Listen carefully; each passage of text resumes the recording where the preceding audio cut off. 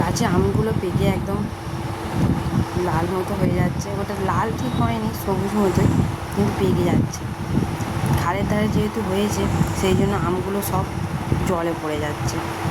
ওই জন্যই যে আমগুলো জলে পড়েছে সেইগুলোকে আস্তে আস্তে ওই পড়ার পর জলেতে আস্তে আস্তে বাড়িতে আমার শাশুড়ি নিয়ে আসছে। আর একটা দাদা পাড়তে উঠেছে, কালকে আমিও উঠেছিলাম, তো সবটা পারতে পারেনি, সেই জন্য আজকেও আবার পারছে। সবগুলো পেরে নিচ্ছে, যেহেতু খালে পড়ে যাবে, নষ্ট হয়ে যাবে।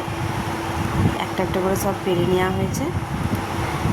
দেখুন সব আমগুলোকে ঠিক সেরকম পাকেনি, কিন্তু ওই একটু রং ধরেছে, ওই জন্য পেরে নিচ্ছে। ঝড়ও হতে পারে, পড়ে গেলে খালে পড়ে যাবে, সেই জন্য সব আমগুলো পেরে নিচ্ছে।